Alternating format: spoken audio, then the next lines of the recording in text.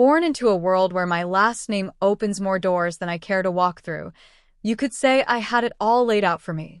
My dad's the big boss of a company you've probably seen tick across the stock exchange screen more times than you've cursed the morning alarm. Yes, that kind of rich. But if you're expecting tales of a golden girl draped in designer clothes and sipping champagne for breakfast, you've got the wrong story. Me? I've always kept it real, feet firmly on the ground. Money's nice, sure, but it's not everything. I chose a different path, one that's led me to places money can't buy and experiences no gold card can fetch.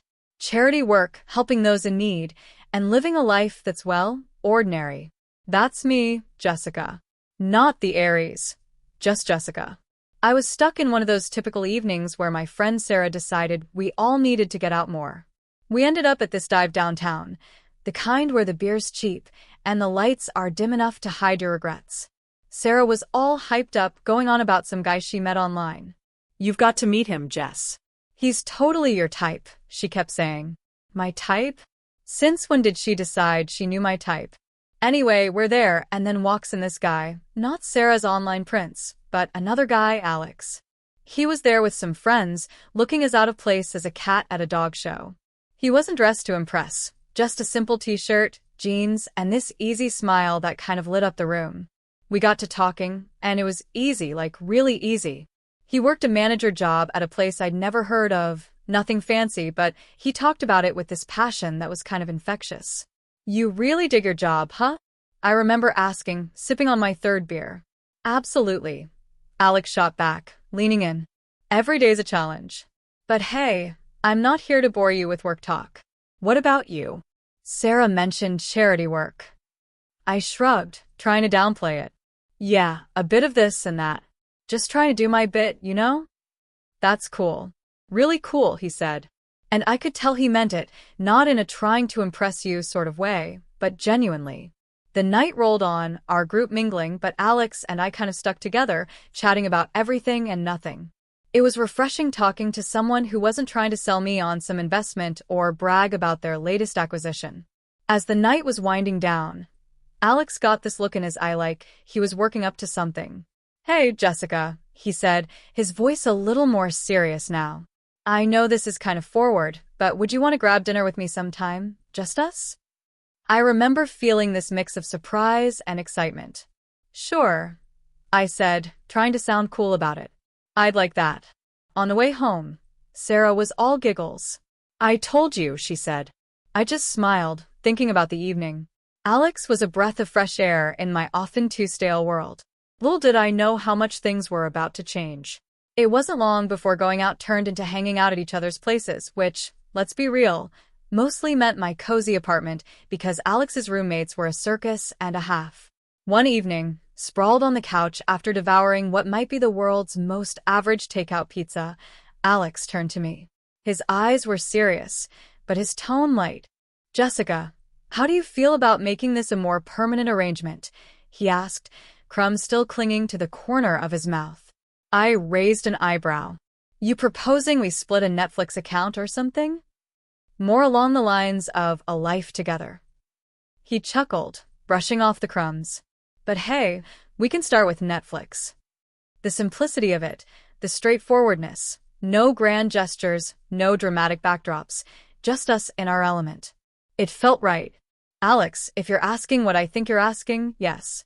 1,000 times yes. And just like that, with the aroma of cheap pizza as our witness, we decided to tie the knot. It was swift, sure, but when you know. Telling our families was the next hurdle. My folks? Well, they've always been about the as long as you're happy mantra. But this was putting it to the test. Dad, with his business empire, and Mom, the socialite, had visions of me settling down with someone more in our circle. I broke the news over dinner, the fancy kind where you're not sure which fork to use for the salad. Mom, Dad, I said, the words tumbling out in a rush. Dad, I'm getting married to Alex. Dad paused, fork midair. Alex? The manager chap? Well, that's quick.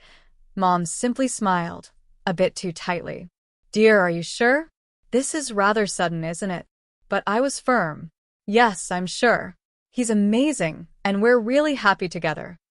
Their skepticism was palpable, but so was their love. "Well, if he makes you happy, darling," Mom conceded. Dad nodded in agreement. Alex's folks? A whole different ball game. We went over to their place one Sunday afternoon, a cozy little house that always seemed to smell like fresh cookies or something equally comforting. Judy and Martin were as down-to-earth as they come, and they welcomed me like I'd always been a part of the family. "Alex tells us you're setting a date?" Martin asked, passing me a plate of those infamous cookies. "Yes, we're thinking sooner rather than later. Small ceremony, nothing fancy," I replied, trying to gauge their reaction. Judy beamed. "Oh, sweetheart, that's wonderful. We're just thrilled for you both." Their warmth enveloped me, a stark contrast to the cautious optimism of my own parents. It was clear from the get-go that our worlds were different, but the common ground was our genuine happiness for Alex and me. Planning the wedding was a breeze. We were on the same page. Keep it simple. Keep it us. A small ceremony, close friends and family, and an open bar because, as Alex put it, if we're doing this, we're making sure everyone's having a good time. And that's how it went down. No rush, no extravagance. A swift engagement, not because we were rushing, but because everything just clicked into place. Amidst the whirlwind, there were quiet moments, little looks shared between us that said, "We're doing the right thing." And we were. We really were. Living with Alex started off as everything I'd hoped for and more. We were like two peas in a pod, making our little corner of the world in that cozy modern apartment I had rented. It was ours, filled with love, laughter, and a ton of takeout containers, because let's face it, neither of us were winning any awards in the kitchen. It wasn't long before I started noticing how Alex's parents, Judy and Martin, had this way of dropping hints about things they liked or needed whenever they came over. At first, it was subtle, almost cute. "Oh, Jessica, that's a lovely coffee maker. Must make mornings a breeze," Judy would say, eyeing our shiny new appliance with a gleam in her eye. Or, "Martin, this sofa is just divine. Our old one's been giving me a right pain in the back." Wanting to be the good daughter-in-law, I'd surprise them with gifts here and there, a coffee maker for Judy, a comfortable new sofa for their living room, and so on. Their initial reactions were always the same, a mix of surprise and a little bit of guilt. "Oh, Jessica, you shouldn't have. This is too much," Judy would exclaim, her hands fluttering to her chest. "But you know how humans are, give them an inch, and they'll take a mile." Those initial protests faded away, replaced by a growing list of subtle hints that were about as subtle as a brick through a window. "Dinner at your folks' place was lovely, dear. Did you see that new TV they have? Crystal clear. Ours is practically ancient." Alex would relay his parents' latest comments, oblivious to the change in their tone. One evening, after I'd just dropped a not-so-small fortune on a fancy new TV for them, Alex and I were curled up on the couch, my head resting in his lap. "They really love the TV, babe. You're amazing, you know that," he said, his fingers running through my hair. I sighed, the weight of their expectations starting to press down on me. "Alex, do they expect us to keep doing this? It's getting a bit much, don't you think?" He paused, his hand stopping mid-stroke. "What do you mean?"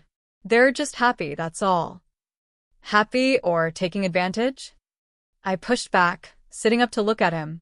"It feels like we're their personal shopping service." Alex was taken aback, his brow furrowing. "They're not like that, Jess. They're just not used to nice things, that's all." "But where does it end, Alex?" "It's like they've got a taste for it now, and they're not looking back," I argued, frustration creeping into my voice. The conversation ended with an uneasy truce, but it was clear we were on different pages. Judy and Martin's gratitude had morphed into entitlement, and it was putting a strain on us, on me. I loved Alex, but I wasn't about to become a bottomless ATM for his parents.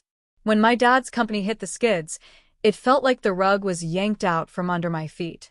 That cushy life, poof, gone. And with it, the whole dynamic of my relationship took a nosedive. The shift wasn't gradual. It was like flipping a switch from daylight to darkness. I had to break the news to Alex and his folks, and let me tell you, That was a conversation I'd been dreading. Listen up. Things are going to get tight.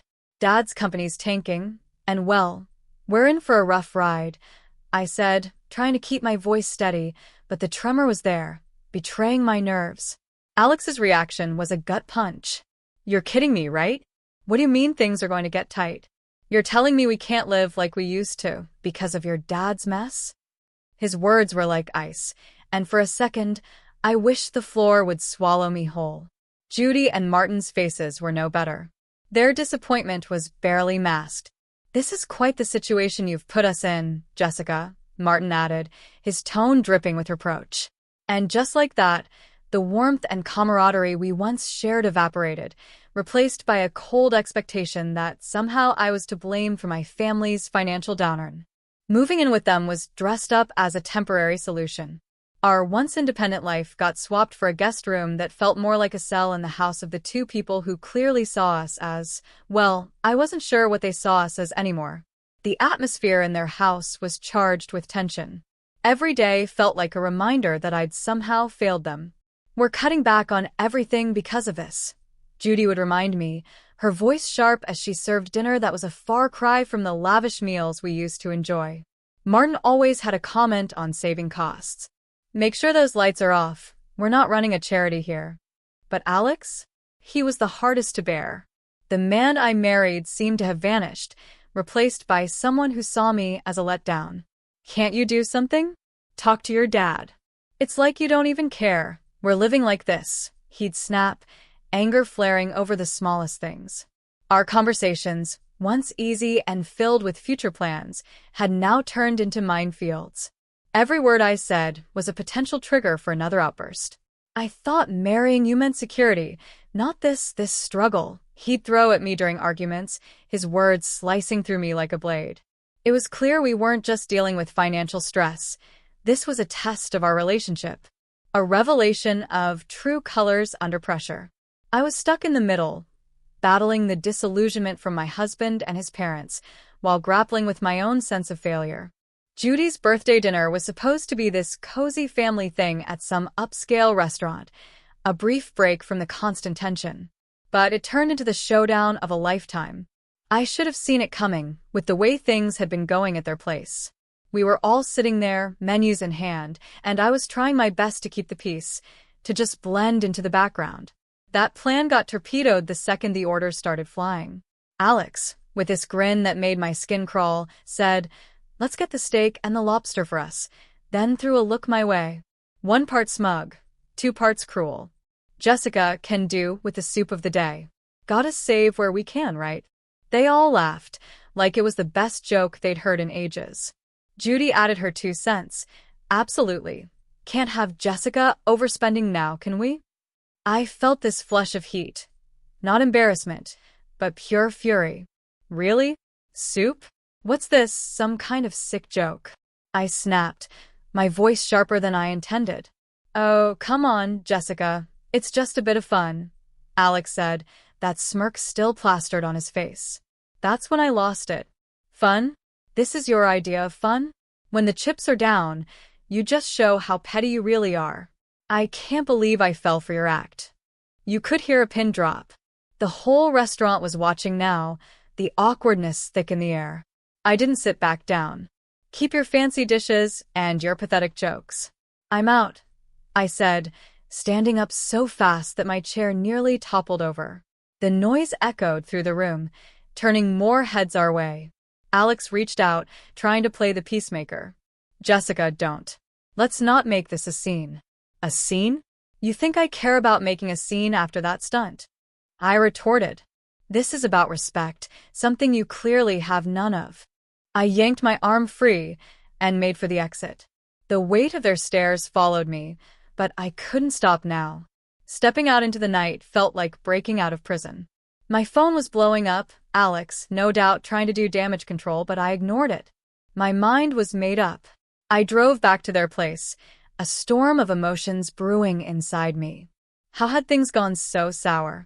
Alex and I were supposed to be a team, or so I thought. But that dinner? It was a slap in the face. A wake-up call I couldn't ignore. Back at the house, I packed my bags in record time.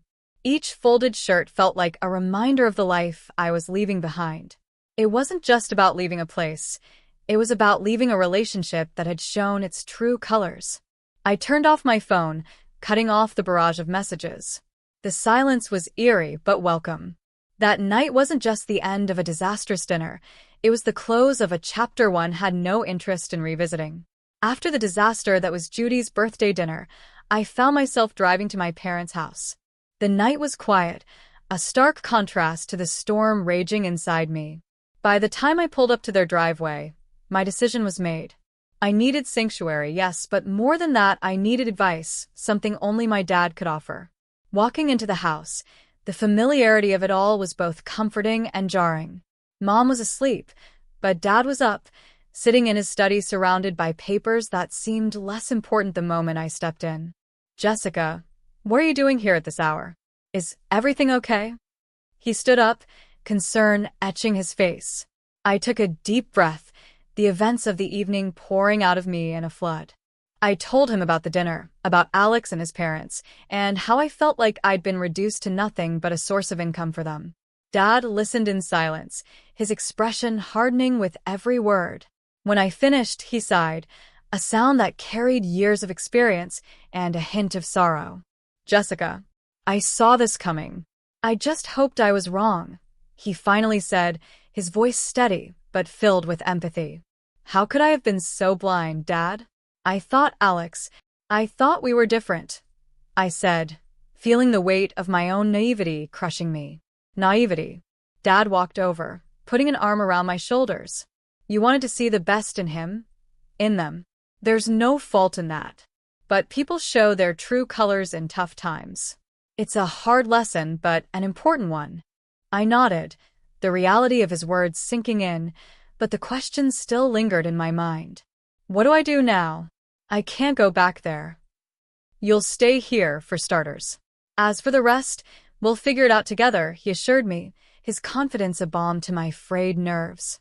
Then he shared something that took me by surprise. "You know, the company situation isn't as dire as it seems. We're actually on the verge of a breakthrough." His voice was steady, calm.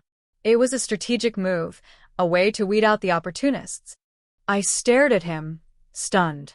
"So, you mean to say we're not broke?" He chuckled, a sound that was part relief, part amusement.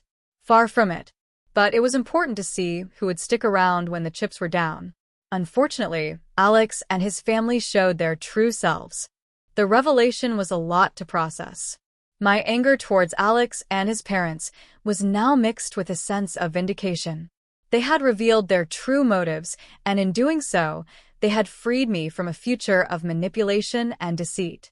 "Dad, I don't know whether to be relieved or furious," I admitted, the emotions battling inside me. "Both. It's okay. But remember, this experience has taught you something invaluable about people and their intentions. Use it. Learn from it." His words grounded me, offering a sense of calm in the chaos. Walking up to Judy and Martin's house the next day felt like heading into the lion's den. I was ready for a showdown, but nothing could have prepared me for the cold reception I got. Alex was standing there, divorce papers in hand, a look that could only be described as triumphant disdain. "Here you go. Let's get this over with," he said, practically shoving the papers at me. His parents hovered behind him, barely containing their glee, as if they were finally getting rid of the freeloader. Judy snickered, and Martin nodded in agreement, a smug smile plastered across his face. Alex joined in. "Yeah, turns out you're just an ordinary dummy without your daddy's money. Thought you'd cry, but guess what? We don't need a tearful mess around here." Their words stung, but not in the way they expected. Instead of feeling defeated, I felt a bizarre mix of anger and liberation. I looked at the papers, then at them. Without a word, I signed where I needed to, the sound of the pen scratching against the paper sharp in the tense silence. As I signed, their smiles widened, thinking they'd won. But I had the last laugh. I pulled out a newspaper from my bag and slapped it down on the table with more force than necessary. "Thought you might find this interesting," I said, my voice dripping with unrestrained satisfaction. The headline screamed, Company makes monumental comeback. Profits soaring higher than ever. Watching their faces drain of color was a sight I'd pay to see again. Judy and Martin's smugness vanished, replaced by shock. Their jaws slackened, their eyes wide with disbelief.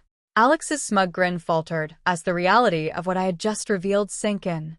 I stood up, leaving the paper on the table for them to process. That's right. You've been played. I'll leave you to your celebrations. I turned, heading for the door. As I stepped outside, I felt a sense of freedom that was almost too overwhelming to describe. The weight that had been on my chest for so long was finally gone. I was done. Desperation. Alex's arrogance crumbled, leaving him looking like a child who had just lost his favorite toy. Judy suddenly switched gears, stepping toward me with arms wide open. Oh, my sweet girl, it's all a big misunderstanding. Let's hug it out. Martin, ever the opportunist, chimed in. Let's not rush things. Sit down, have a coffee, and we can talk this through. And Alex, oh Alex. He was the picture of regret. I was wrong, okay? We can fix this. I want to make everything right. Please. Their sudden change of heart was almost comical. Almost. I couldn't help but laugh. A deep, hearty sound that felt cleansing. You three are something else, you know that? But here's a news flash for you. I'm done. Done with the lies, the manipulation, and the so-called family that only values me for my bank account. I turned to leave, their protests and pleas fading into the background. They called after me, a mix of desperation and disbelief in their voices, but I didn't look back. Not this time. After the spectacle at Judy and Martin's house, I was done. Not just with them, but with the whole sorry saga that had become my life. I needed a fresh start, a clean slate. So I took some time holed up at my folks' place, getting my head and heart back in the game. One afternoon, a couple of weeks after the divorce was finalized, I was out for coffee with Sarah, my ever-supportive friend who had been there through it all. Girl, you look like a weight's been lifted, she commented, sipping her latte. I laughed, feeling lighter than I had in months. You have no idea. It's like I can finally breathe again. Sarah leaned in, her expression turning serious. So, what's next for you, Jess? You've got a clean slate now. I thought about it, stirring my coffee absently. I'm not sure, but I'm excited to find out. Maybe I'll travel. Pick up some of the charity work I had to put on hold. As for love, I paused, giving her a small smile. I think I'll give that a miss for a while. She squeezed my hand. Just make sure you're doing what makes you happy, okay? You deserve it after all that drama. Thanks, Sarah. That's the plan. Not long after that conversation, my phone started buzzing with calls and messages from Alex. He was pleading, saying he'd changed, that we could start over. His parents even got in on the act, sending messages filled with apologies and invitations to talk things over. Sitting in my room, phone in hand, I couldn't help but laugh. The sheer audacity was almost admirable. Almost. I typed out a response I'd been mulling over for days. Alex, moving on means moving forward, not going back to what broke you. I wish you all the best, but this is where our path ends for good. Take care. Hitting send felt like closing the final chapter of a book I'd been stuck in for too long. And just like that, I was ready to start writing a new one. The next few months were a blur of activity. I threw myself into my work, took up volunteering with a vengeance, and even booked a solo trip to a place I'd always wanted to visit. Life was full, and for the first time in a long while, it was fulfilling too. One evening, sitting on a balcony overlooking a bustling street in a far-off city, I realized I'd found what I'd been searching for all along. Peace. The drama, the heartache, the betrayal, it all seemed like a distant memory. My phone buzzed with a new message, but this time, it was from a number I didn't recognize. Hesitantly, I opened it. It was from someone I'd met during my travels, someone who'd made me laugh and think in equal measure. Hey, Jessica. How about dinner when you're back? No expectations, just food and good company. I stared at the message, a smile slowly spreading across my face. Maybe it was time to open my heart again, but on my terms at my pace. Yes, I'd like that, I typed back, hitting send before I could second-guess myself. Looking out at the city lights, I felt a sense of excitement for the future. I had moved on not just from Alex and his family, but from the person I was when I was with them. I was stronger, wiser, and ready for whatever came next. Please feel free to comment below if you like this. Remember to like and subscribers for more.